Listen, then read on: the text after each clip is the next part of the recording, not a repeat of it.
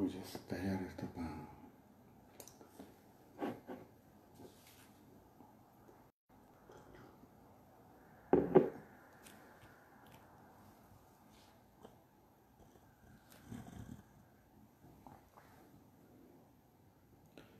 Ok, a ver si ya logramos el sonido. Silvia. Ah, bravo. Qué bueno. Gracias. Es que tengo un ángel cibernético que me ayuda con todo esto. Ok, vamos a dar un tiempito que se conecte la gente. Ya arrancamos.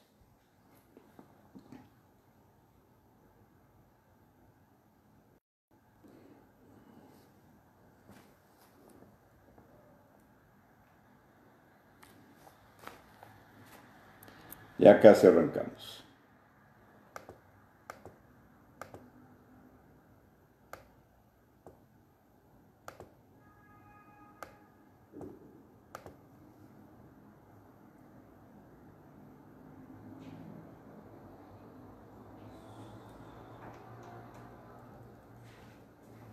Muy bien.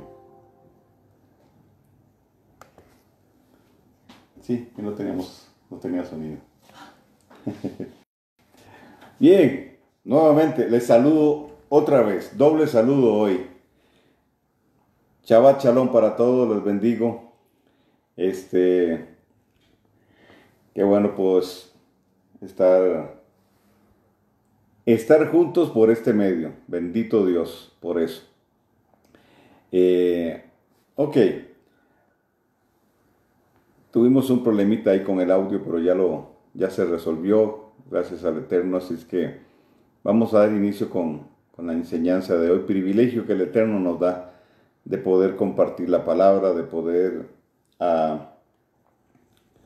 aprender juntos, porque de eso se trata esto, de aprender juntos, porque es un trabajo, es un trabajo, es un trabajo de equipo, porque tanto aprenden ustedes como aprendo yo, porque de eso, pues, de eso se trata. Yo aprendo al estudiar lo que voy a enseñar, pero también de las preguntas que me hacen, a veces tengo que investigar y aprendo más. De eso se trata todo esto. Bueno, hoy traigo un tema que no está relacionado con la parashá de la semana, solo por un versículo que tomé de ahí. Siempre pues al leer la parashá recibimos inspiración, revelación, y quiero compartir un tema que me ha tenido inquieto ya desde hace tiempo atrás, y, y creo que es importante que nosotros al estar entrando, voy a decirlo así, en las raíces hebreas, podamos tomar en cuenta. El tema de hoy tiene que ver con equilibrio, tiene que ver con balance. Y como una reflexión inicial, quisiera pues mencionar el hecho de que todo en la vida se trata de eso. Todo en la vida se trata de equilibrio, se trata de balance, de encontrar ese famoso punto intermedio, ¿verdad? Que no es tan fácil a veces, porque nuestra tendencia es pendular. La tendencia del ser humano es pendular, en el sentido de que, ok, estamos aquí y luego entonces pasamos acá. Nos vamos de un extremo a otro, pero entonces en ese ir y venir llegará un momento en que encontramos el centro. El universo se mantiene bajo un equilibrio, la creación bajo un equilibrio. Y muchos de los desastres naturales que vemos hoy, pues tiene que ver con la intervención del hombre que trae un desequilibrio, ¿verdad? Hablando entonces de la creación. En el reino de Dios, con nuestro Dios y en la Torá, pues también nosotros requerimos equilibrio, requerimos un balance.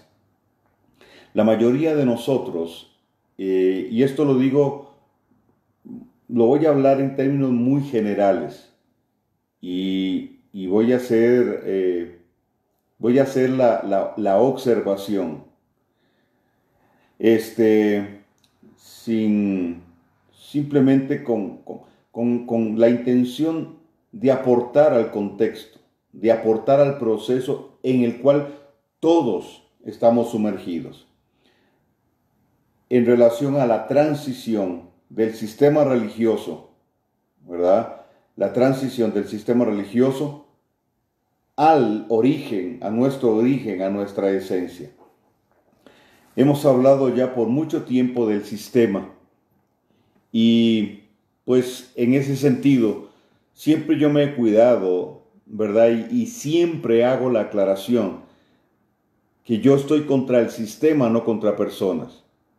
El sistema religioso es un engendro demoníaco, es un engendro del Averno y, y su madre, Lilith, ha traído toda una serie de distorsiones a través del tiempo para aquellas personas que hemos nacido de nuevo genuinamente, que abrazamos el reino, que abrazamos a nuestro Señor Yeshua, en otro tiempo bajo el nombre de Jesucristo y entendemos perfectamente también el asunto. Entonces nunca o siempre nos hemos cuidado de no, y hemos hecho la salvedad, ¿verdad?, que es el sistema, y muchos estuvimos y aún otros están atrapados en un sistema religioso y hemos tenido ese cuidado, ¿verdad? Y nunca hemos estado en contra de la iglesia como tal, hablando de las personas. Y en otro momento, pues, hablamos en contra de el concepto de eclesía y dijimos que eclesía no tiene que ver nada con el concepto ajad. Eclesía es un concepto griego, ¿verdad?, que no se usó en la comunidad de creyentes del primer siglo, ni siquiera el concepto cristiano que se usó mucho tiempo después, ¿verdad?, fue realmente acuñado casi alrededor del siglo III. Entonces, la comunidad de creyentes en Yeshua, que es el nombre con el cual se identificó también los nazareos, los del camino, ¿verdad?, se movieron bajo un concepto, bajo el concepto de Kehilá, que es comunidad. Entonces, cuando hablamos de la eclesía, estamos señalando el hecho de que, pues, es un concepto equivocado que no ayuda y es más que un tema semántico, ¿verdad? Porque somos una comunidad. Entonces, nos hemos cuidado de no señalar personas, excepto algunos mal llamados padres de la iglesia, que son los creadores de toda esta distorsión, y a la cabeza de toda esa cuadrilla, Constantino. Hace dos viernes creo que fue, yo hablé de la hechicería dentro de la iglesia, dentro de lo que entendemos es el pueblo de Dios. Hablé de la hechicería y hablé de que y di algunas características de la hechicería, y pues algunos, pocos por cierto, pero lo tomaron de forma personal. Bueno, y yo señalé cosas que son demostrables, ¿verdad? Di el concepto de hechicería, hablé del concepto de hechicería, definí el concepto de hechicería y luego hice una aplicación práctica dentro de la vivencia y la dinámica del pueblo de Dios, lo que conocemos como la eclesía, la iglesia. ¿Ok? Andamos bien. Algunos pues, me hicieron comentarios, muy pocos, por cierto, y pastores sobre todo, pues, aludiendo a que yo estaba maltratando de alguna manera, pero yo no lo hice con esa intención y no me estoy justificando. Simplemente quiero aclarar y reafirmar el asunto. Los conceptos que di fueron generales, yo no puse nombres ni apellidos en ningún momento, ¿verdad? Y creo que los argumentos que planteé son sólidos en cuanto a la dinámica misma, y cómo se ha infiltrado en algunos lugares, no en todo lado, no en la iglesia. Yo nunca dije en toda la iglesia este tema de la manipulación, del control, del dominio, ¿verdad? Y perdóneme si alguno se sintió aludido, pues revísese usted, ¿verdad? Revise pues lo que usted está haciendo. Pero obviamente, pues dentro del pueblo de Dios hay hombres hermosos, honestos, transparentes y que operan bajo un espíritu 100% paternal y bajo una dinámica y un concepto de familia pues bastante claro. Entonces, hay cosas, ¿verdad? Y hoy yo quiero entonces hablar más, más de este lado. ¿En qué sentido? Sin querer hacer una división, pero más de este lado. Del lado de aquellos que ahora estamos en las raíces hebreas, que estamos, llamémoslo así, incursionando en esta idea, acercándonos a nuestras raíces, acercándonos a nuestro origen, ¿verdad? Y como todo movimiento, llamémosle así por ahora, eh, requiere ajustes porque por el tema pendular. Salimos de un lugar y entonces nos vamos al otro extremo completamente. Y a veces creamos abismos. Entonces, salimos de aquí, pasamos para acá y creamos un abismo. Y empezamos a señalar a los de este otro lado que están mal. No hay un abismo. Simplemente se abrió una brecha y cruzamos al otro lado, pero entendemos que esa brecha la van a cruzar todos en algún momento determinado. ¿Ok? Entendemos entonces que toda la transición en la que hemos venido, toda la transición de la que venimos, nos ha llevado o nos está llevando a un punto donde entendemos, nos estamos acercando al diseño original. Las personas que ahora dentro de esta visión conocen a Yeshua y no tienen ese trasfondo del sistema religioso, pues, ¿verdad? Les es mucho más fácil. Ok, al tema entonces concretamente. Vamos a hablar entonces de equilibrio del Ejad. El equilibrio del Ejad es el título que yo le he puesto a esta enseñanza.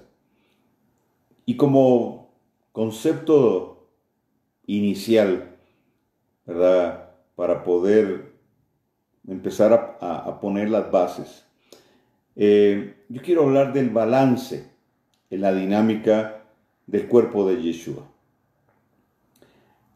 Y este balance pues está determinado por el conocimiento y la implementación de lo revelado, bajo el fundamento de la Torá.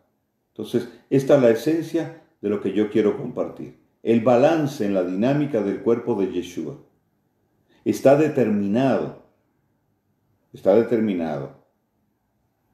por el conocimiento y la implementación de lo revelado, bajo el fundamento de la Torá.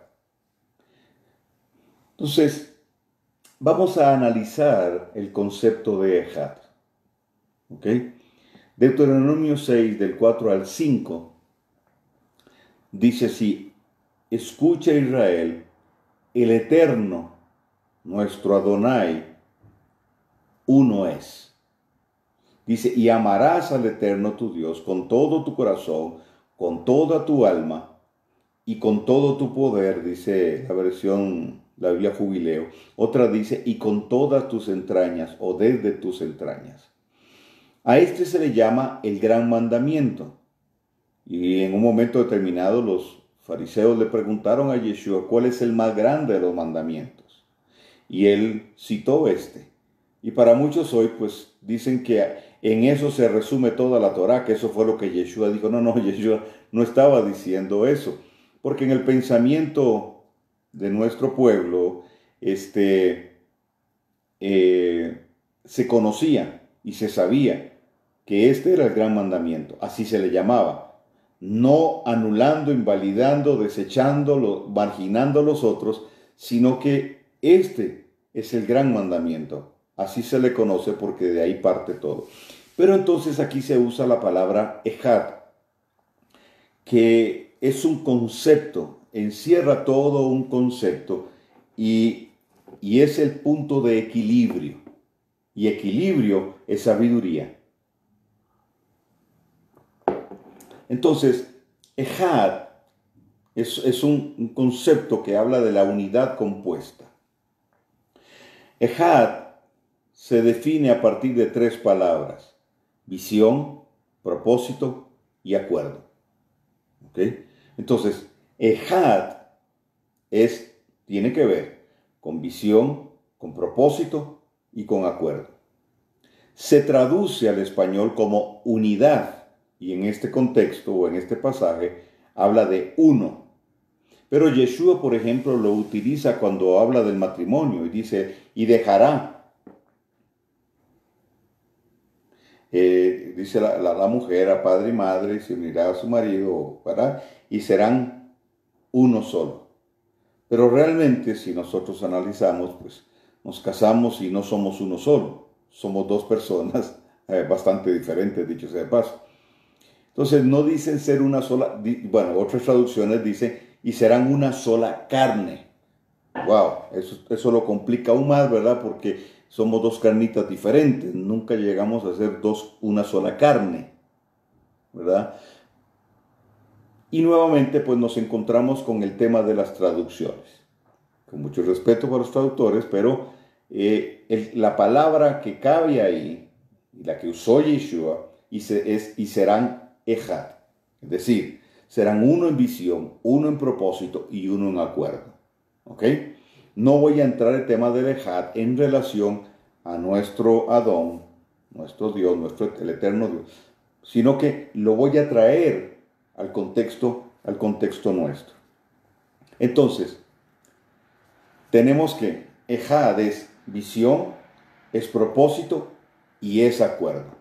Ahora, la visión,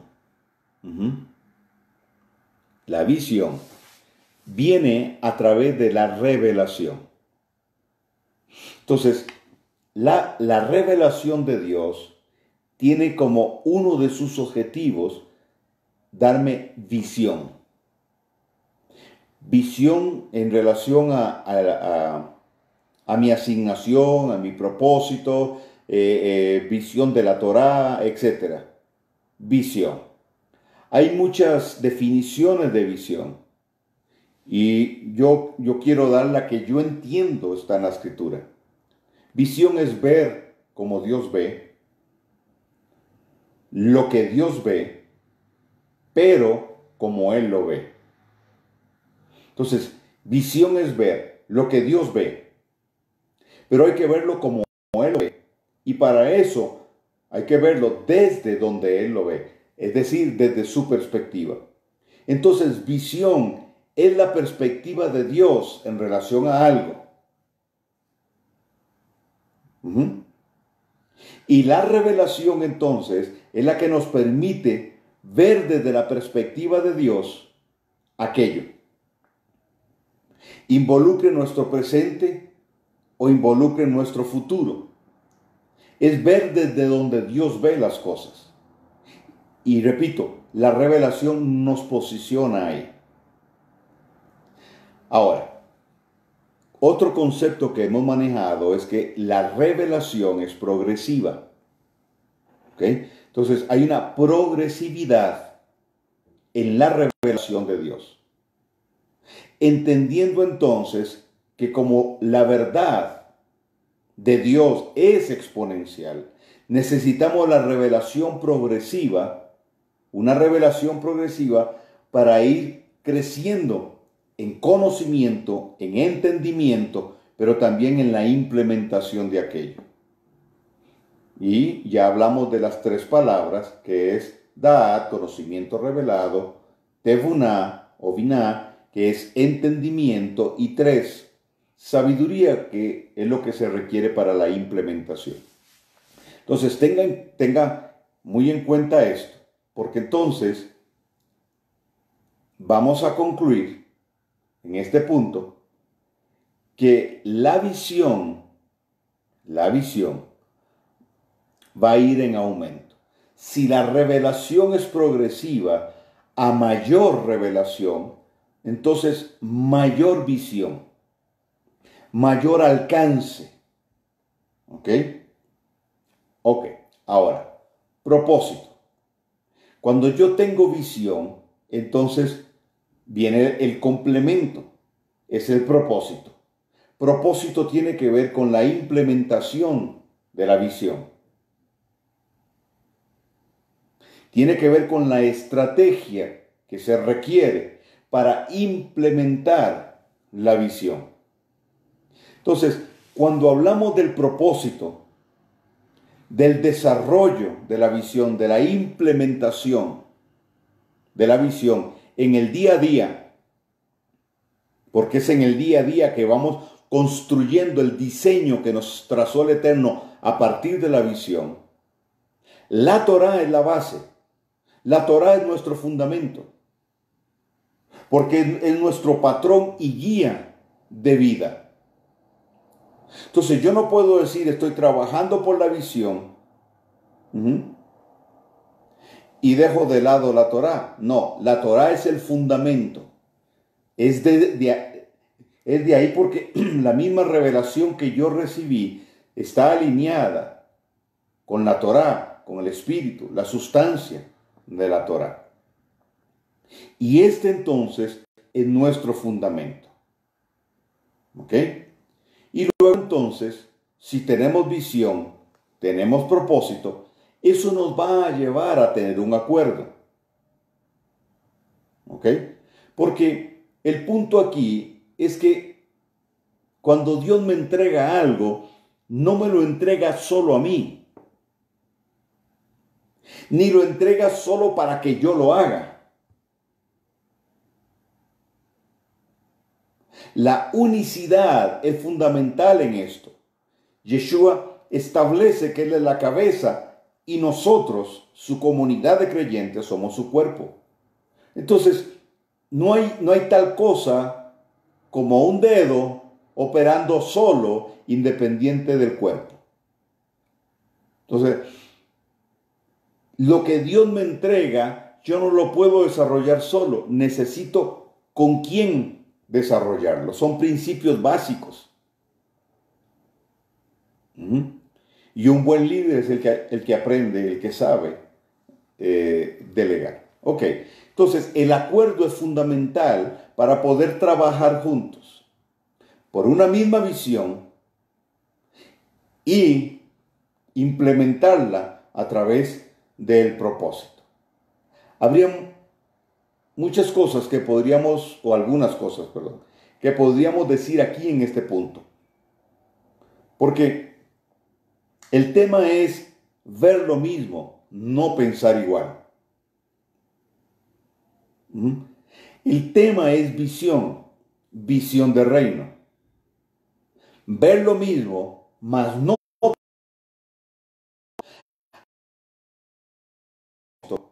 Cada quien tendrá su forma de cumplirlo, de acuerdo al llamado, asignación, circunstancias, contexto, etnia, cultura donde está desarrollando, etc. No es lo mismo estar en África que estar en Australia. Son dos culturas totalmente diferentes. Entonces, y ni siquiera estando en un mismo país, ¿verdad? Pero lo que hacemos, si tenemos la misma visión, se va a complementar. O es necesario el acuerdo. Ahora, el acuerdo tiene que ver más que comunidad. Tiene que ver con unanimidad. Y la unanimidad es tener un mismo sentir. Y tener un mismo sentir no tiene que ver necesariamente con hacer lo mismo. Tener un mismo sentir es estar operando bajo la misma revelación para poder estar viendo lo mismo.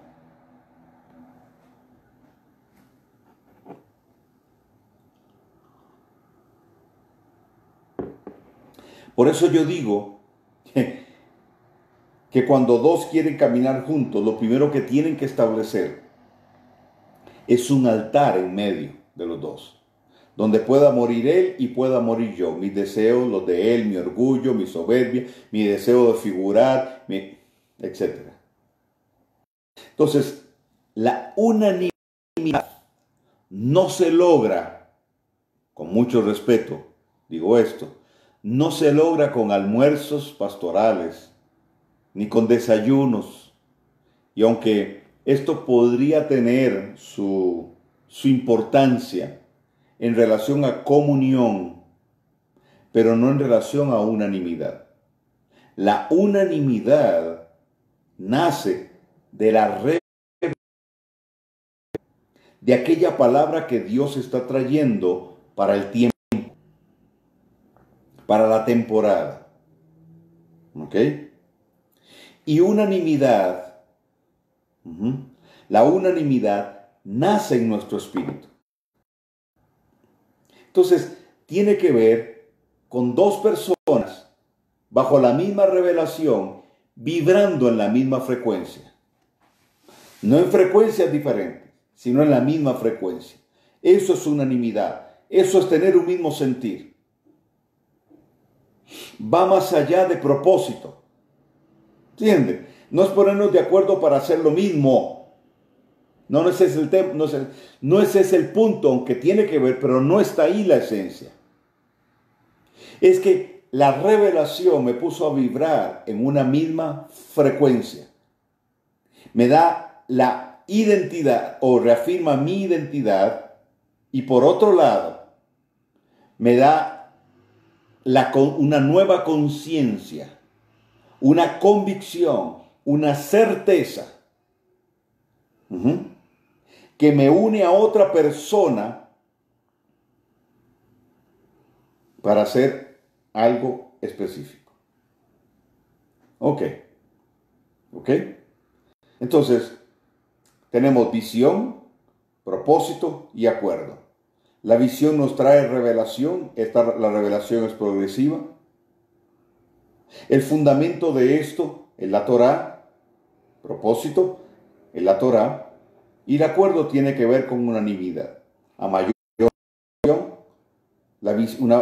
una mayor visión, porque a mayor revelación, mayor visión, la visión va en aumento, junto con la revelación. Entonces, la Torá es la base del propósito para implementar. Y lo hacemos juntos, vibrando bajo la misma frecuencia. Entonces, esto nos introduce en un mayor conocimiento de la verdad.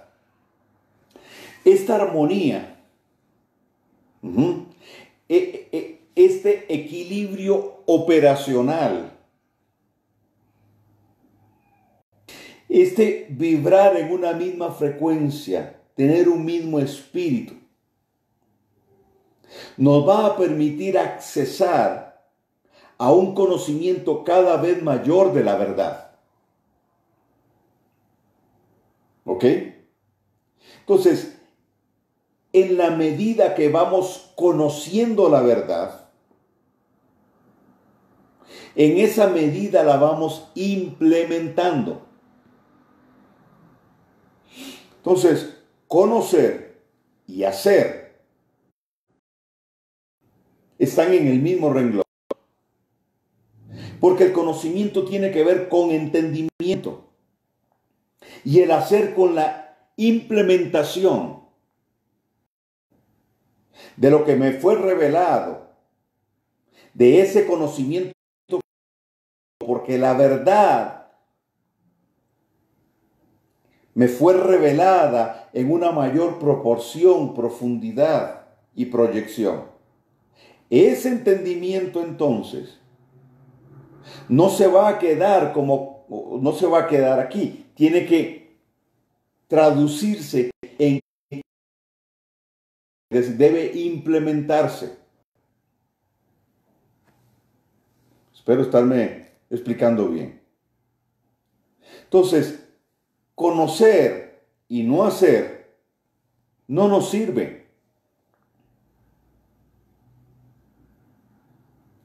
Si lo que me he revelado y se traduce en conocimiento, o el conocimiento, yo no lo puedo llevar a la práctica, no lo puedo implementar, me voy a quedar en un plano meramente intelectual y teórico. Entonces, señoras y señores, los teóricos hasta hoy no han edificado nada. Los que se han quedado en el mero intelectualismo no han hecho nada, ni trascienden ellos, ni pueden ayudar a otros a trascender. Es la sustancia viva, esa palabra revelada, ese río que me lleva en un proceso ascendente. Por eso hemos golpeado tanto el sistema religioso que estanca, que no cuenta con la revelación, con argumentos intelectuales, teológicos, donde dice que ya todo fue revelado, que Dios no revela nada. Y entonces, ¿cómo entiendo yo el libro? ¿Cómo lo implemento? La revelación de Dios, toda revelación de Dios tiene que con el libro, con el propósito que está en el libro. Entonces, Dios nos va revelando para ir entendiendo misterios y poder ir implementando.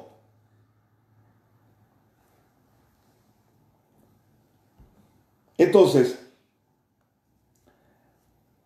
con esto en mente, vamos a la perspectiva del apóstol Pablo de la dinámica del pueblo. Primera Corintios capítulo 12.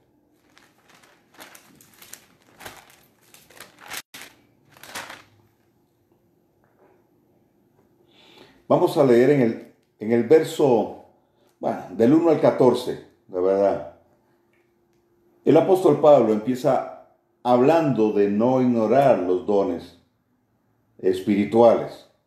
Y luego en el verso 4 dice, ahora bien, hay diversidad de dones, pero el Espíritu es el mismo. Hay diversidad de ministerios, pero el Señor es el mismo.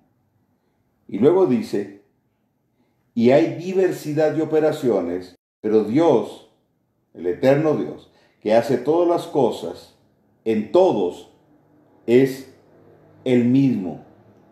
7. Pero a cada uno le es dada la manifestación del Espíritu para provecho. ¿Ok? Cualquiera de las tres anteriores o las tres anteriores. Bueno.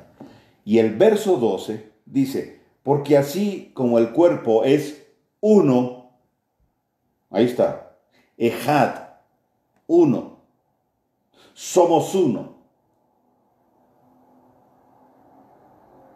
La unidad entonces es estratégica. Lo que hay es unicidad. Cada quien aporta desde lo que sabe, conoce, tiene y de lo que el eterno Dios le ha entregado.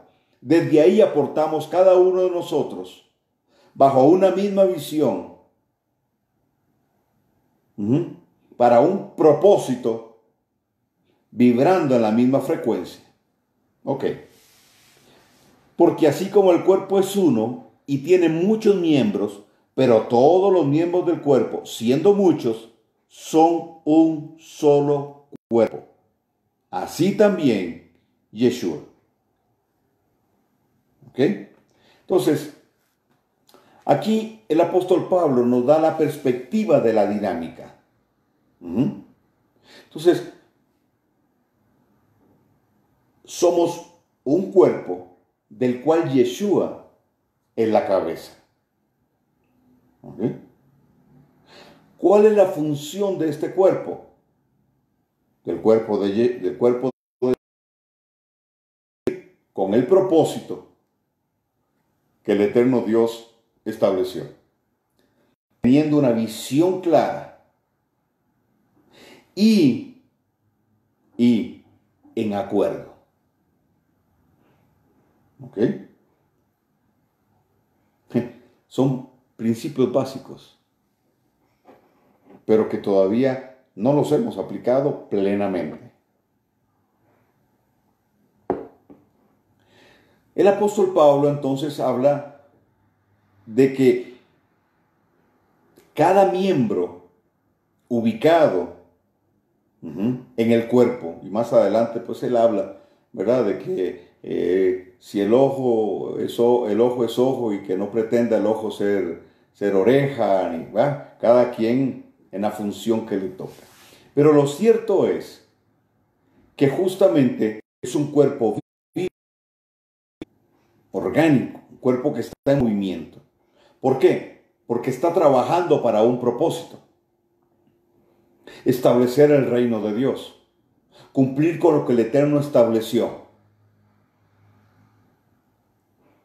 Bajo esta premisa, conocer y hacer. Entendimiento de ese propósito, implementación del mismo. Entonces, en ese sentido, todos aquellos que nacimos de nuevo, tenemos un potencial en Dios. Sí, tenemos un potencial.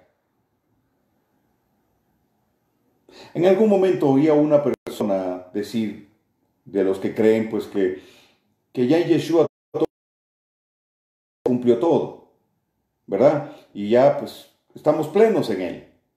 ¿Ok? Entonces no hay necesidad de sanidad interior, ni nada de eso. ¿Ok? Pero él dijo algo y me llamó la atención. Él dijo, entonces dejemos de hablar del potencial, porque hablamos del potencial, pero nunca lo alcanzamos. Entonces yo dije, bueno, yo lo dije para mí y lo digo ahora. Cuando hablamos de potencial en Dios, no estamos hablando de algo que yo puedo alcanzar a través de un plazo de tiempo. En la medida que yo voy avanzando, en esa medida se va requiriendo de mí conocimiento, entendimiento, cualidad, etc. Entonces, el potencial es algo que siempre es una barra que se nos va corriendo. Ok, entonces todos tenemos un potencial en Dios. Pero también se ha delegado para nosotros funciones. Tenemos un potencial y también funciones a desarrollar. Y juntamente entonces con las funciones, responsabilidades que tienen que ver con entonces nuestro servicio. Entonces, para servir a Dios y cumplir con las responsabilidades que nos tocan dentro del cuerpo, para desarrollar esas funciones propias asignadas, tenemos un potencial. Pero necesitamos tener la revelación de que somos parte de un cuerpo y que lo que yo hago debe cumplir con lo que el otro hace. Para eso entonces operamos bajo el principio de Ejad. La revelación que va en aumento, nos va llevando de algo menor a algo mayor. Nos va aclarando, nos pone cada vez más clara la visión. Y el potencial, al ir creciendo, nos permite establecer el propósito con mucho más fuerza, dando mucho más.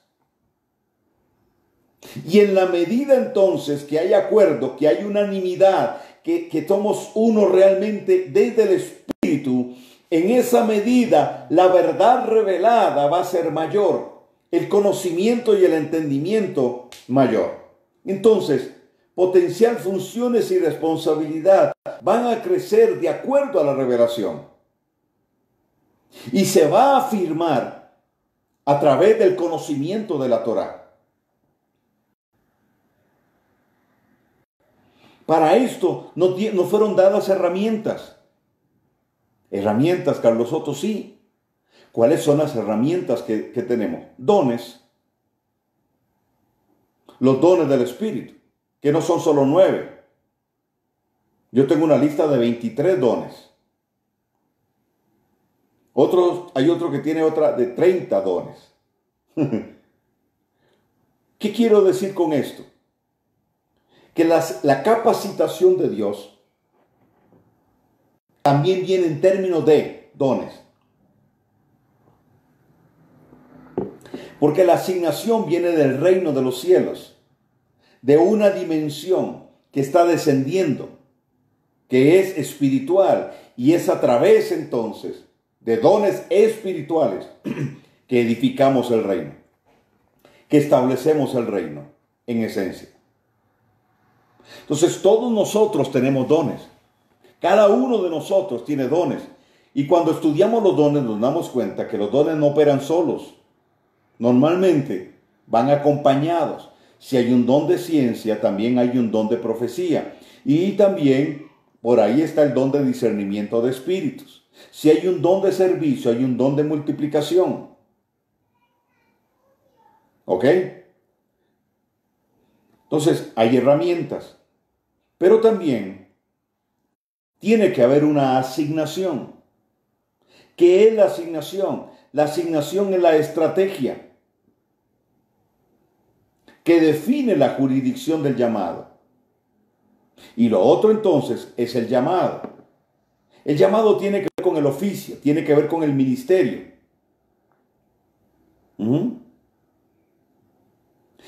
Tiene que ver con aquello que te fue asignado para hacer, pero también la investidura bajo la cual lo vas a hacer. Sea profeta, sea maestro, sea etcétera, sea un salmista, lo que sea el llamado que Dios ha hecho. Entonces, en ese sentido,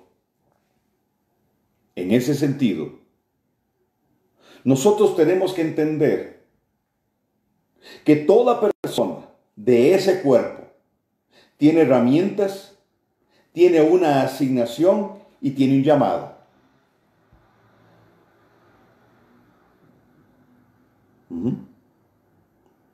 Hay una función que se desarrolla de acuerdo al llamado o al oficio, a la dedicación exclusiva a la que Dios te llame. Y hay herramientas para poder hacerlo.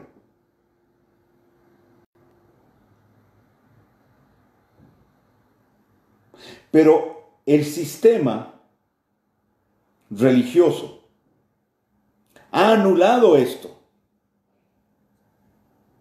Entonces la mayoría o muchos creyentes ni saben qué dones tienen, ni saben cuál es su llamada. Porque en algunos lugares, en algunas congregaciones, simplemente el tema es asistir a la congregación los domingos, oír un sermón e irse para la casa. Pero y todo esto que Pablo habla, cuando Pablo mismo dice, cuando os reunís, alguno tiene salmo, alguno tiene palabra profética, alguno tiene palabra de ciencia. Dice, hágase todo en orden. Los profetas, si tienen palabra, hablen uno a la vez y los demás juzguen. Pablo está hablando de manifestaciones de los dones de una forma impresionante dentro de un orden, por supuesto. ¿Son todos profetas? No. ¿Son todos nariz? No. Hay nariz, hay oreja, hay etcétera. Pero el tema aquí es la unanimidad, el acuerdo, para operar en un orden. Obviamente, tiene que haber escuela para enseñar todo esto. Entonces, el sistema tradicional nos legó una dinámica solo de culto. ¿Ok? Ahora, llámese culto del domingo o llámese culto del Shabbat.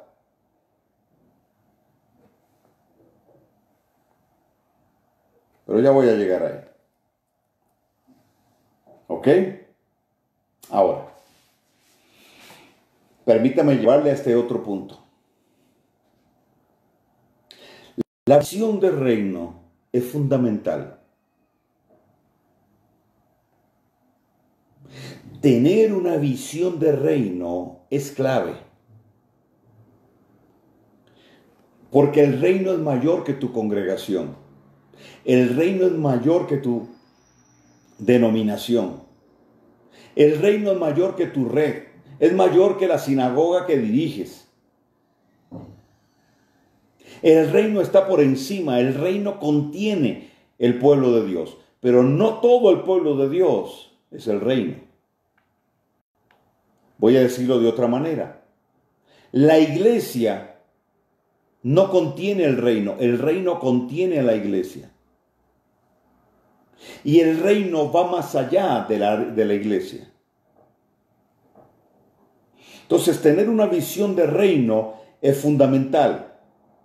Porque en primer lugar, en la visión de reino, no hay divisiones. Desde la perspectiva de Dios del reino, no hay divisiones.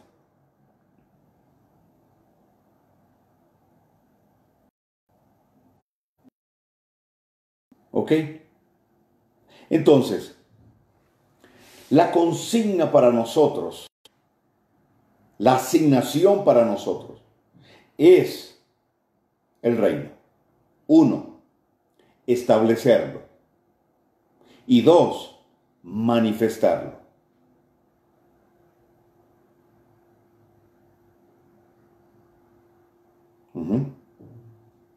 Establecer el reino tiene que ver con el fundamento del reino.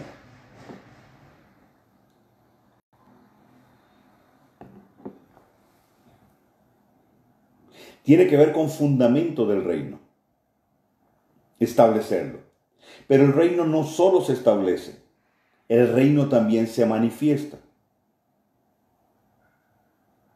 Entonces, se establece para manifestarse. Y una vez que se manifiesta, se establece para manifestarse.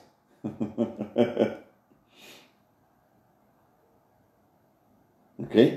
El reino se reveló a mi vida por la manifestación, pero me trajo un fundamento. Y sobre ese fundamento, ahora yo. Entonces, cuando hablamos de fundamentos del reino, estamos hablando del carácter del reino. Y cuando hablamos de la manifestación del reino, estamos hablando de lo demostrativo. Yeshua no solo habló del reino, sino también manifestó el reino. Señales, prodigios, milagros lo siguieron. Él demostró el reino. Él dijo, si por el dedo del Eterno, Torá, echáis fuera los demonios, de cierto el reino de Dios ha venido a vosotros. ¡Wow!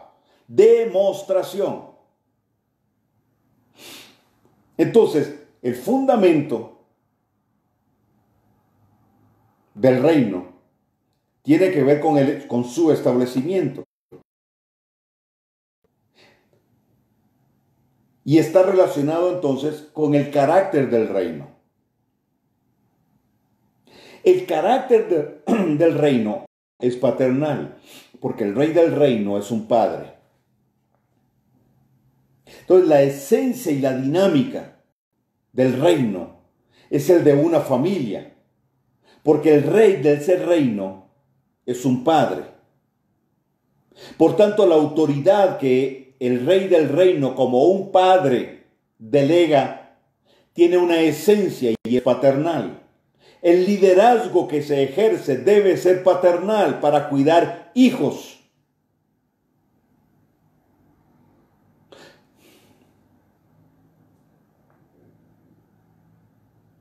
No para pastorear ovejas. Ok. Entonces, el carácter del reino es paternal. Y cuando hablamos de lo paternal, usando la traducción griega, Pablo dice que el fundamento está puesto sobre apóstoles y profetas. Entonces, lo paternal tiene que ver con lo apostólico. Algunos tienen problema con el concepto apostólico. Pero entonces, usemos apostólico en la esencia que Pablo lo menciona. Cuando él dice a los corintios que el Eterno estableció primeramente apóstoles, la palabra que él usa ahí es protón. Entonces, protón está relacionado con pater, paternidad. Tiene que ver con ADN. Entonces, el carácter del reino es paternal. Y lo apostólico tiene que ver con paternidad. Y el apóstol de apóstoles es Yeshua. Ahora, si usted tiene problemas con esta palabra apóstol, usemos la palabra shalías, hebreo. Uno que es enviado en misiones paternas. Es un padre por asignación, por delegación. El shalías de los shalías es Yeshua. El carácter entonces del reino tiene que ver con esta esencia, con paternidad, con ADN. El ADN que viene por la Torá, por la instrucción de la Torá, para establecer cultura. Aquí estamos hablando entonces del fundamento. Pero entonces el reino se manifiesta. Lo demostrativo del reino. Eso tiene que ver con lo profético. Y aquí también algunos tienen serios problemas con el tema. Entonces, no piense en los abusos que usted ha visto. Piense que toda revelación de Dios se convertirá en algo profético. Y lo profético tiene que ver con la fuerza de empuje para establecer el reino. Lo profético genera dimensión. Pero lo profético es aquella unción que trae activación. Porque sin esa activación, los dones no se manifiestan. La activación que el Espíritu de Dios hace en nosotros. La activación que viene porque el Espíritu de Dios le place a usar a una persona para imponerle manos a otros. Pablo le dice a Timoteo, aviva el don que te fue activado por la imposición de las manos. Entonces lo profético trae activación. ¿Por qué? Porque la esencia de lo profético es caminar sobre lo que Dios ha hablado y llevar al cumplimiento pleno lo que Dios ha dicho. Va más allá de profetizar. Esa es la esencia de lo profético. Entonces tiene que haber activación. El Eterno le dijo a Moisés, trae los 72 al final. Dice, e impárteles de lo que está en tu espíritu, de tu esencia. Y los 70 profetizaron, los 72 profetizaron, como una evidencia entonces. Entonces, la activación viene por la impartición. Seguimos hablando de manifestación. Pero también lo profético tiene que ver con restauración. La restauración se mueve bajo la fuerza de la revelación. De hecho, comparten la misma raíz. La fuerza de la revelación activa el proceso de restauración que implementa lo que fue revelado. La restauración es la esencia del propósito. Entonces, la religión en ese sentido nunca ha restaurado, todo lo contrario. Entonces, no se puede ser paternal si se es religioso. No se puede ser paternal si no hay restauración, si no hay una actitud de restauración. La esencia del plan redentivo del Eterno es restaurar todas las cosas. Hechos 3, 19, 21. Pedro le dice a los que acaban de convertir, arrepiéntanse y bautícense para el perdón de sus pecados, para que sean borrados vuestros pecados, para que vengan de la presencia del Eterno tiempos de refrigerio. Y Él envía a Yeshua, que fue antes anunciado, al cual es necesario que el cielo retenga hasta la restauración de todas las cosas que fue anunciada por sus siervos los profetas, que eran desde tiempo antiguo. ¡Wow! Restauración entonces es la esencia, es el corazón, el corazón de lo profético, es restaurar. Entonces, por donde pasa un profeta tiene que haber restauración, si no, no hubo un profeta. Entonces, aquellos que dicen que son profetas de finanzas, que yo no encuentro en la Biblia eso. Y por donde pasa ese profeta de finanzas, la gente sale con las carteras y billeteras vacías. Tiene que haber restauración. Que creo en el principio de la siembra y de la cosecha, por supuesto. Restauración que se ha hecho, hechicería. Restauración es la esencia. Y entonces, lo tercero que lo profético trae es proyección. Lo profético, al estar impregnado de la esencia de revelación, trae proyección. Te proyecta. Y proyección tiene que ver también con ubicación. Lo profético te ubica en tu potencial, en tu llamado, en tus dones, te ubica en los tiempos, te ubica ubicación. ¿Y quién es la esencia de lo profético? Yeshua. El libro de Revelaciones nos dice que el testimonio de Yeshua es la sustancia, la esencia de la profecía. En Él está el cumplimiento de todas las cosas, y con Él y a través de Él y del Paracletos, el Espíritu de Dios, el Ruach HaKodesh, nosotros llevamos a cumplimiento lo que fue dicho, entre otras cosas, que es lo profético. Entonces tenemos establecimiento del reino y manifestación del reino. El carácter, el fundamento, la esencia, está ahí. La Torá es fundamento. Pero también lo demostrativo, lo profético, la activación de los santos, la restauración a la hora de ejercer el propósito. Para poder cumplir con la visión debe haber un equilibrio entonces en estas dos partes. Lo sobrenatural es la manifestación del poder de nuestro Dios. Es la incursión de nuestro Abacadosh en medio de nuestras circunstancias. Eso es lo sobrenatural.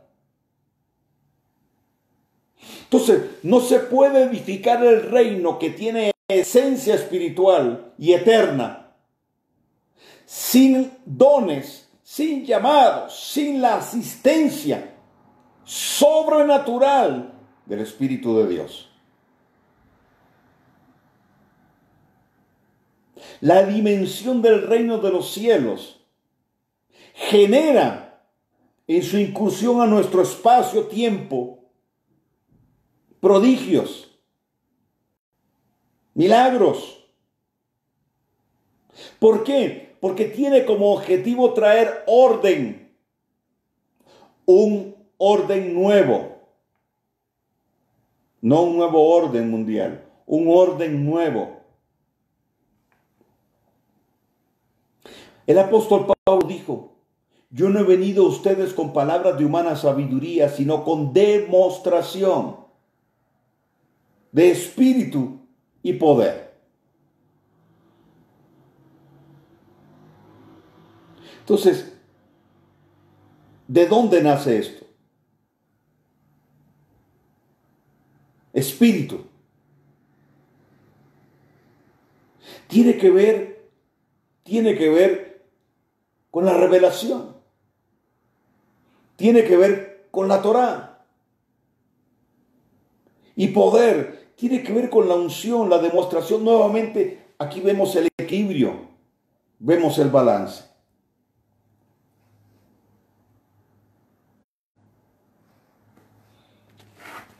Entonces, Carlos Soto, aterricemos este asunto.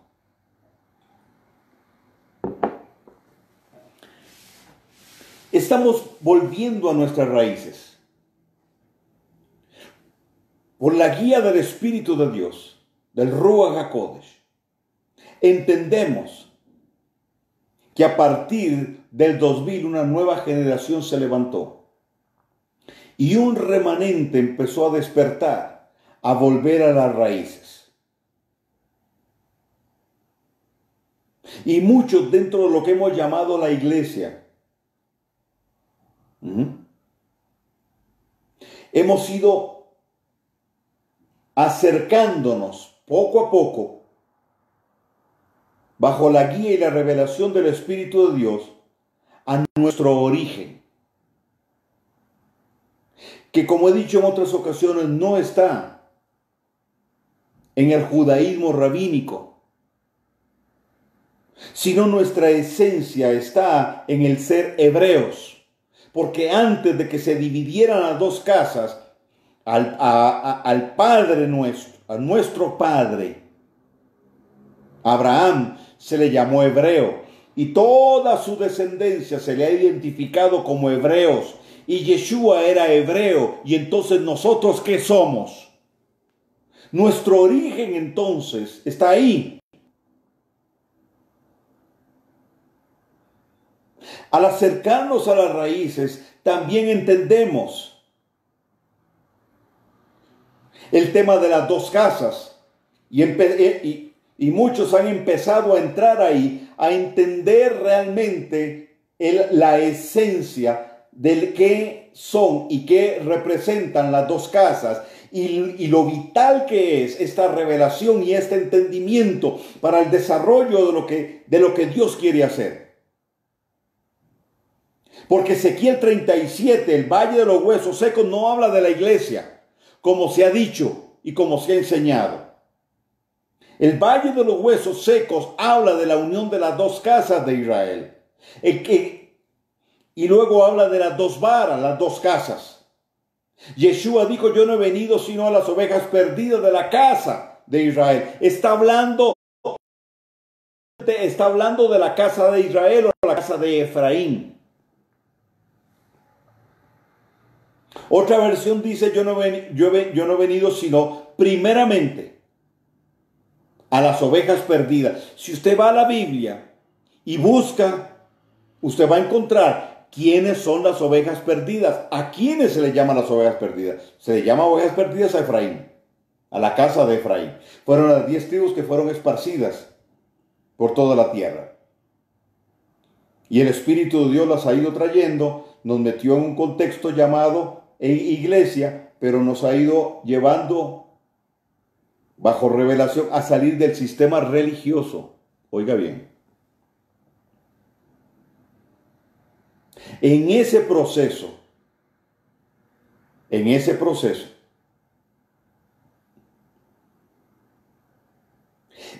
despertar,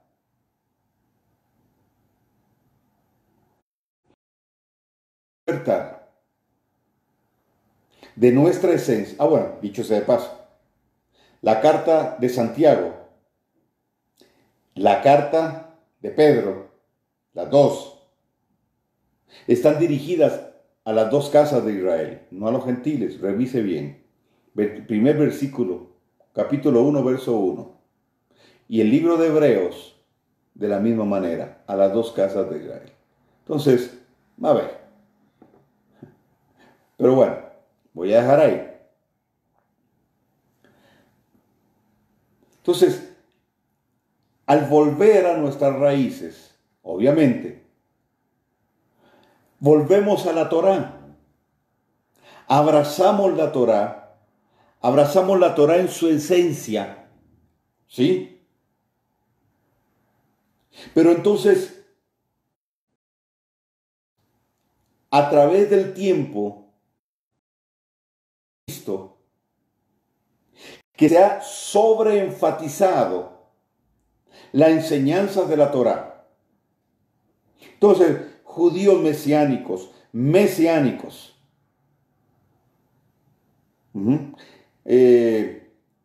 judíos caraítas, creyentes en Yeshua, etc.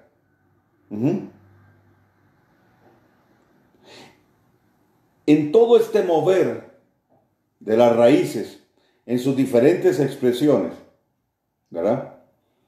Hay algunos que han sobreenfatizado el tema de la Torá, y paréntesis, creo que es vital el conocimiento de la Torá, pero sobreenfatizado y ha creado un desequilibrio, el péndulo. Entonces, solo se habla de Roé, de Moré, de Rabí, y está bien, pero todo eso es solo magisterial. Entonces, tenemos mucho de lo magisterial, pero nada más. Hay un énfasis muy grande en el conocimiento, que es bueno, pero con pocas manifestaciones. ¿Por qué? Porque en ese movimiento pendular, algunos se han alejado de todas estas enseñanzas, de lo manifestativo del reino. Entonces ya en los servicios, en las sinagogas, o como quiera llamarlo, ya no hay manifestaciones del Ruach.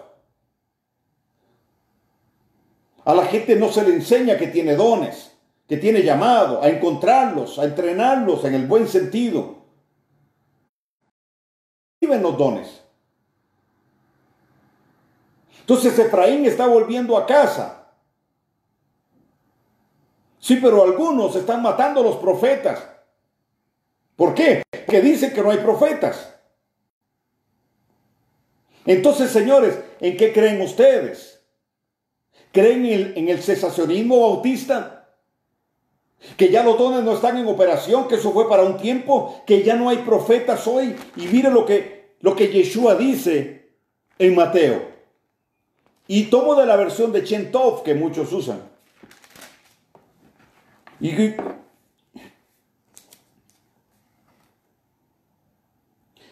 Verso 13, Mateo 11 dice, porque todos los profetas y la ley, estoy leyendo la Reina Valera, profetizaron a...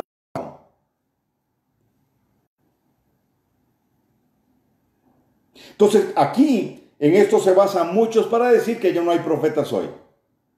Pero la versión de Shem Tov dice diferente. Dice, la Torá y los profetas llegaron hasta Juan. Llegaron hasta Juan.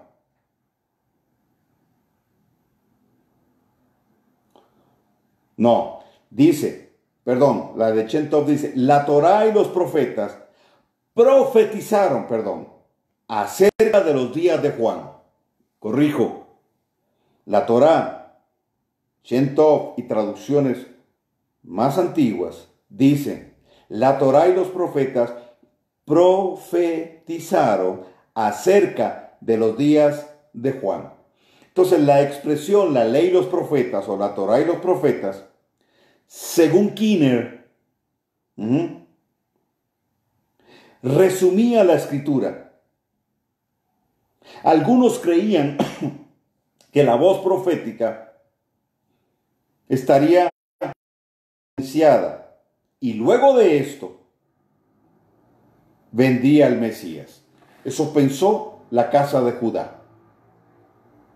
Entonces, como el punto de referencia ha sido la casa de Judá para muchos, asumieron esto.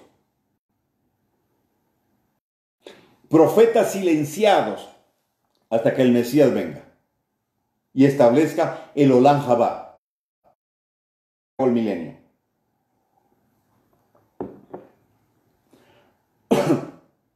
Los 400 años entre Malaquías y Mateo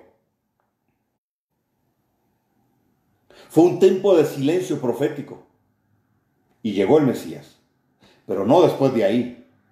Porque entonces, ¿qué hacemos con todo lo que Pablo enseñó? Entonces los profetas no llegaron hasta Juan. Los profetas profetizaron de los días de Juan. Y eso sí, usted lo puede encontrar en la Escritura. En ningún otro lado dice que llegaron hasta, sino profetizaron de. Quiere decir que hoy hay profetas también. Porque si no, entonces, ¿qué hacemos con Efesios 4:11? En adelante. Cuando Pablo habla de los oficios ministeriales.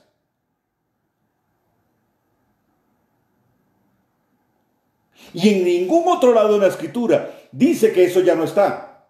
Excepto los que creen en esa teología del cesacionismo, que no tiene fundamento bíblico. El Didaché, un texto secular, habla de que en el primer siglo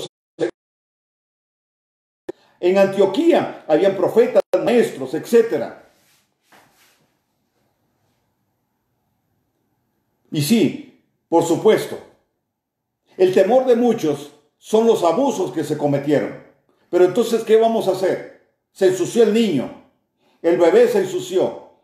Tomamos la tina, palangana, el recipiente, le ponemos agua, metemos al niño, lo lavamos, le quitamos la suciedad y luego ¿qué hacemos? Botamos el agua sucia, la tina y al niño. O botamos el agua sucia, guardamos la tina y disfrutamos al bebé. Y si se vuelve a ensuciar, ahí tenemos la tina.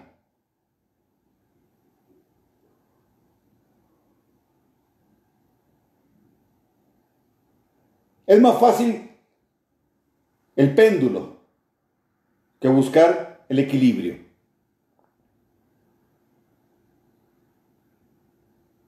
Buscar el equilibrio, buscar el balance. El mucho conocimiento envanece. Lo que yo señalo en algunos, en las raíces. Están envanecidos por el conocimiento.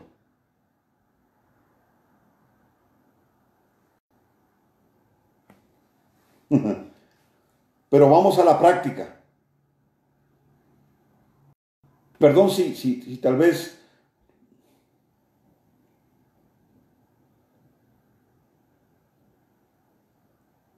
pero entonces, con este tan gran conocimiento que tenés, hay mucha gente dando cátedra por Facebook. Entonces, invaden para ellos hacer alarde de lo que saben. Pero cuando le decís, ¿cuáles son tus obras? ¿Qué estás haciendo? Nada. No hay un equilibrio, si no hay un balance, estamos mal.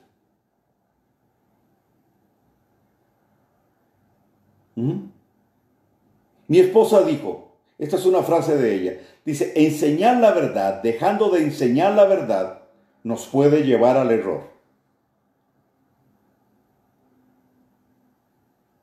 Entonces, ¿qué vamos a hacer con lo que está aquí en este libro? Si lo que yo aprendo, lo que yo conozco, no lo puedo implementar, entonces es pura teoría. Así sea la Torá. Y el fruto me va a dar su esencia dependiendo con la actitud que yo venga a él.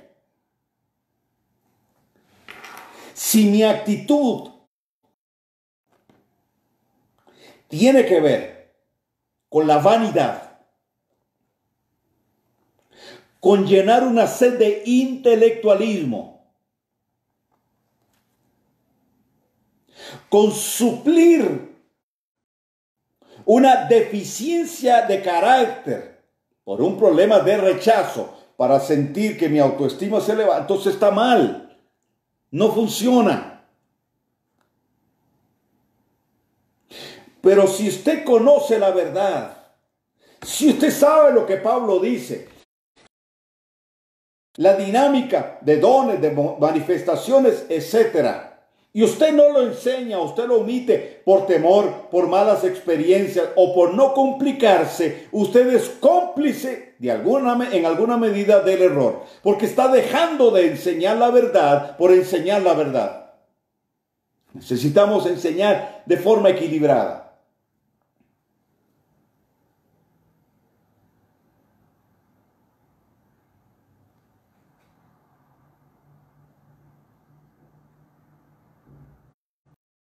Necesitamos el balance, porque Yeshua lo tuvo. Yeshua tuvo ese balance, Yeshua tuvo ese equilibrio. Entonces, si estudiamos Torah y le metemos profundo al asunto, pero también tenemos que espacios, y usted como líder tiene que generar los espacios para entrenar, si me permite la palabra, a la gente en los dones, en las manifestaciones. Introducirlos en una dinámica de manifestación del Ruach, del Espíritu. Miren, yo no empecé en esto ayer. Yo empecé en esto en 96, aproximadamente.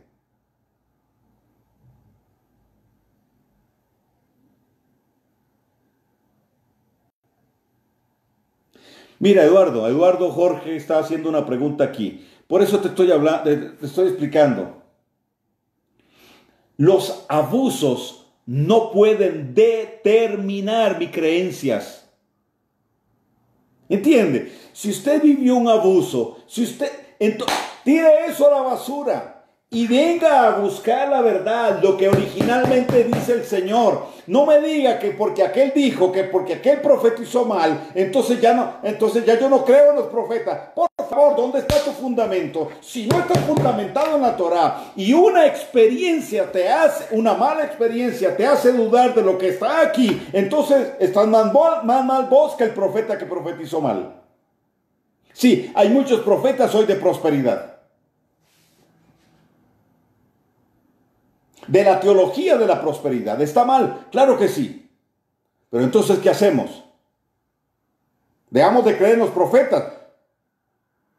Porque aquel profetizó mal o porque aquel abusó. Entonces, ¿a quién sigue usted? ¿Sigue a profetas o sigue a Yeshua? El día que Yeshua se convierta en un profeta de prosperidad, entonces sí. Pero eso no va a suceder. El desconocimiento de la Torah, el desconocimiento de lo que la Escritura dice, es lo que hace a mucha gente criticar. La falta de compromiso de algunos líderes para enseñar correctamente. La falta de la armonía del cuerpo para reconocer que hay mayores cualidades que yo en un campo, mayor conocimiento en un área determinada.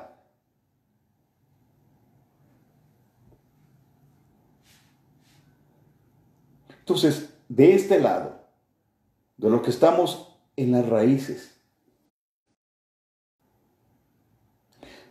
se ha descuidado o no se ha querido enseñar acerca de esto.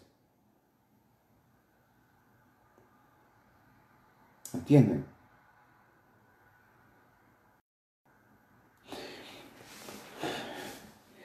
Necesitamos celebrar las festividades. Ponga cuidado a esto, bajo la unción profética. Rito. Entonces, si usted no le da libertad al Espíritu de Dios que se mueva, entonces, sí, sabe mucha Torah, pero se quedó ahí.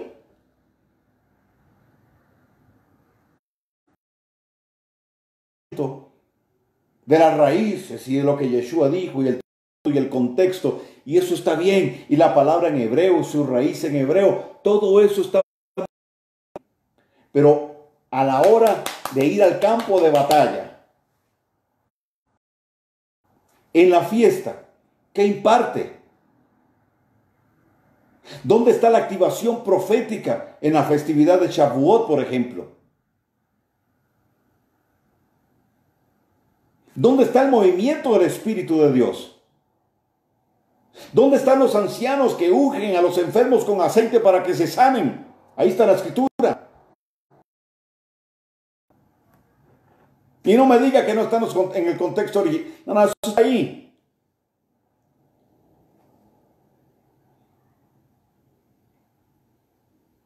Entonces sí, qué lindo. Usted me habla en hebreo, conoce el hebreo. Eso. Y tiene una yeshiva perfecto, bendito Dios.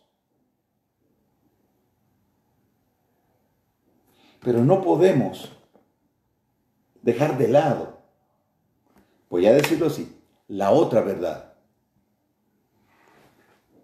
No podemos reaccionar porque allá en el ambiente evangélico, como dicen algunos, evangélico o pentecostal o cristiano, no se conocía la Torá, no se practicaba la Torá, ni las fiestas, ni el Shabbat. Sí, pero hay manifestación del Espíritu. Hay poder. La gente se sana. Hay milagros, hay prodigios. Y de este lado, si tenemos la Torá, si estamos alineados con los tiempos de Dios, si guardamos Shabbat, que es la señal, si celebramos las festividades como el Eterno estableció,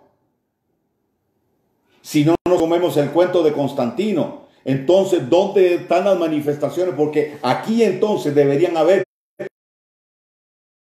mucho más, porque estamos más apegados al diseño original. Aquí deberían haber más manifestaciones. Entonces, ¿no será que estamos creando un abismo? ¿No será que creamos un abismo que Dios nunca mandó a construir?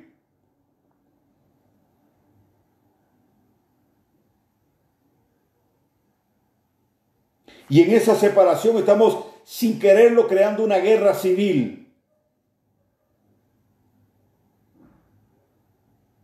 Y entramos bajo ese celo equivocado de la casa de Judá que creían que la Torá era solo para ellos. Esa es la línea de Shammai para que nos entendamos bien. La Torá es solo para los judíos, nada más, para nadie más. Chao, Adonai es de nosotros, punto, fuera, para nadie más. Los gentiles son como perros. No, no, señores. Necesitamos.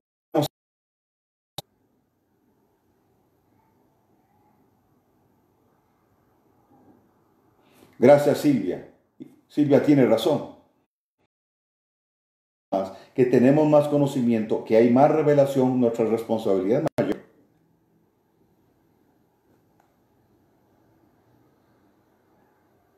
Expresiones que yo he escuchado.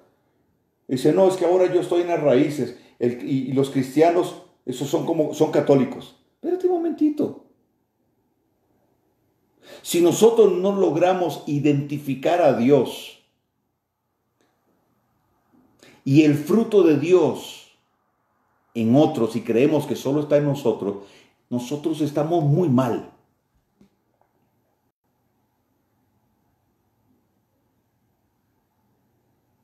Sí, qué hermoso.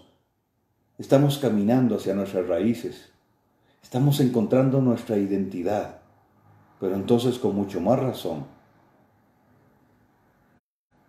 deberíamos tener mayores manifestaciones.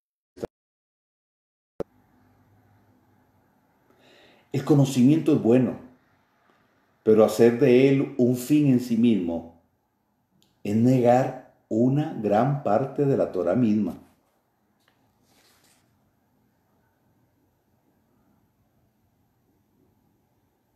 Debemos tener mucho cuidado con el escepticismo de la casa de Judá. Es un espíritu que se traspasa. Es escepticismo, es la misma idea religiosa. Hay cosas buenas de ellos que podemos tomar, pero cuidado de que no venga completito el paquete con el espíritu de escepticismo.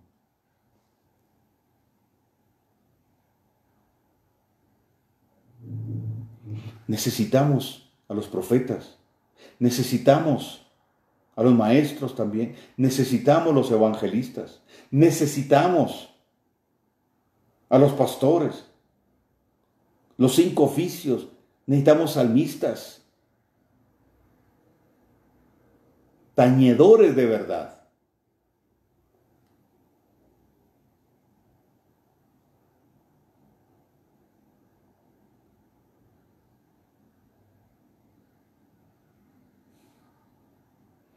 Sí,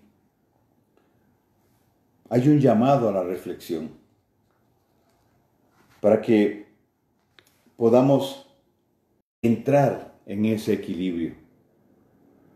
Y en todo esto, como el apóstol Pablo bien lo dice, es el Espíritu de Dios quien nos ayuda. Necesitamos identificar en medio de nuestra dinámica los dones del Espíritu, los ministerios de Yeshua, las operaciones del Padre. Ahí está. Y que hayan habido abusos, eso no importa. Estamos para corregir. Estamos para rescatar al niño, limpiarlo y disfrutarlo. No podemos encerrarnos en las letras. Necesitamos también ir a las manifestaciones. Porque los tiempos en que estamos viviendo son tiempos que requieren no solo conocimiento, sino demostración. Porque en el campo del debate, en el campo de los argumentos, de las filosofías, de la ideología, muchos podrán estar ahí y muchos podrían accesar ahí. Entonces podríamos debatir con budistas, etc. Pero el plano de lo demostrativo es justamente donde haremos una gran diferencia. Manifestar el reino y establecerlo. Creo yo que es ahí donde nosotros debemos estar.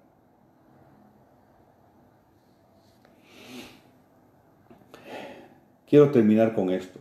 No quiero terminar, pero tengo que terminar con esto.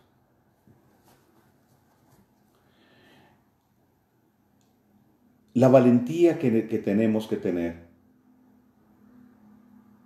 debe ir acompañada de la honestidad. Debemos ser honestos con nosotros mismos. Debemos ser valientes para ir adelante, porque hay mucha crítica en nuestra contra, justamente por esto. Hay mucha crítica. Pero si creemos que el Espíritu de Dios está en esto, entonces seguimos adelante. Pero también tenemos que ser honestos con nosotros mismos y revisar bien lo que estamos haciendo. Porque si estamos diciendo esto es lo original, tenemos que hacerlo bien. Para que otros que nos vean puedan hacer bien la transición, modelaje, si se quiere, lo más correcto posible. Yo dije al principio, en la medida que la revelación va viniendo, en esa medida vamos conociendo más de la verdad.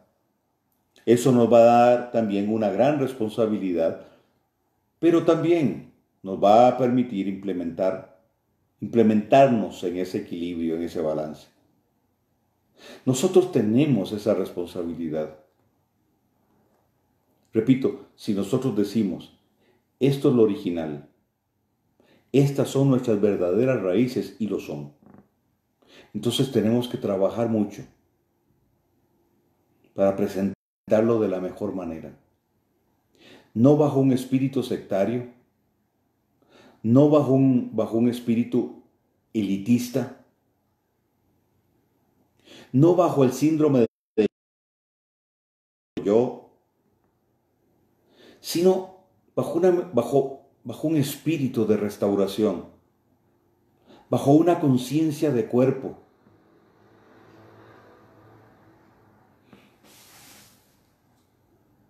Trabajando para no imponer nuestra verdad, sino para que lleguemos al Ejad.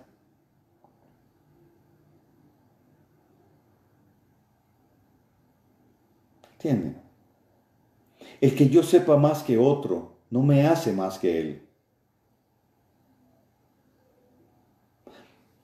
Más bien me debe mover a enseñar a aquella persona.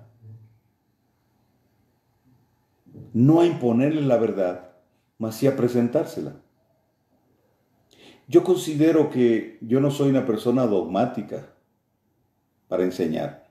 Yo le dejo ahí la enseñanza y cada quien decide. Le doy textos bíblicos lo más que puedo.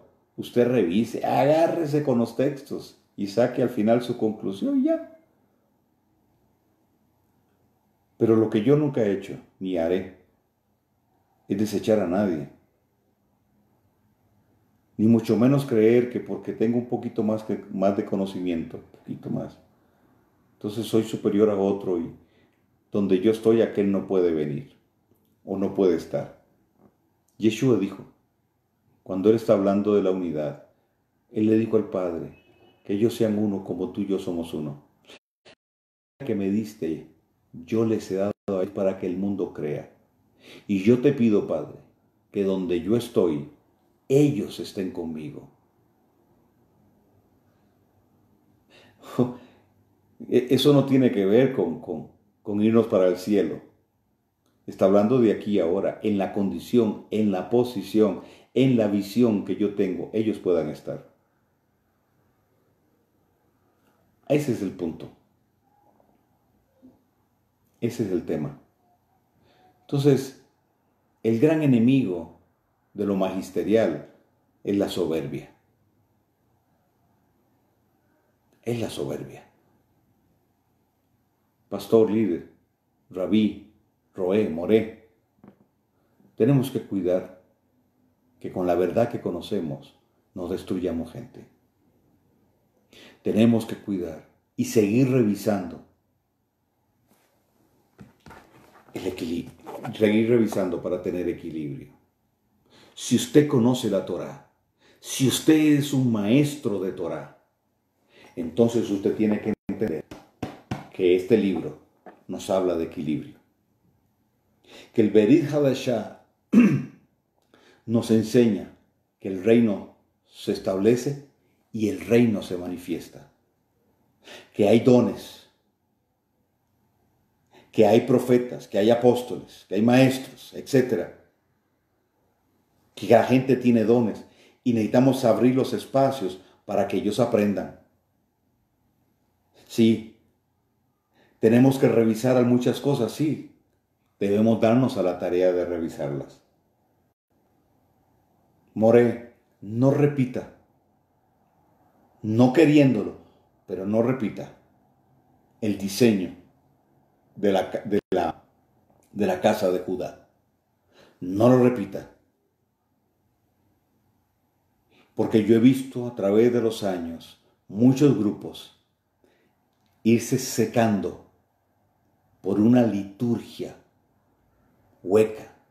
Hueca digo, sin sustancia, donde el Ruach no tiene espacio para moverse, para establecer manifestaciones claras del Espíritu. Independientemente si se usa Torah, si se usa kippah, no se usa, si se usa talid o no sé qué. Esas son cuestiones externas. La manifestación del Espíritu no la podemos limitar. Regular, sí, pero hay que exponerse, Hay que exponerse y establecer el equilibrio. Por muchos años el sistema religioso ha castrado espiritualmente, en el potencial espiritual de los creyentes. Y muchas personas Si han ido a la tumba, salvos sí, pero si han ido a la tumba sin conocer sus dones, su llamado, sin siquiera tener un espacio para servirle a Dios, no caigamos en el mismo error. Activemos a los santos, activémoslos en el ministerio, démosles fundamento. Sí, Torah, fundamento, pero también creemos los espacios para que haya manifestaciones. Que el intelectualismo, que el humanismo, etcétera, no sea un estorbo. Los prejuicios no sean un estorbo para estas manifestaciones. Y por favor, revisemos cuánto de las doctrinas tradicionales y tradicionalistas todavía tenemos nosotros. Cesacionismo, aunque no sea bajo ese concepto, ¿no? En la esencia, el espíritu del cesacionalismo, del dispensacionalismo, del escepticismo judío, de toda la contaminación que la casa de Judá recibió en Babilonia. Si usted more de la Torah, tiene que saber de esto y conocer de esto.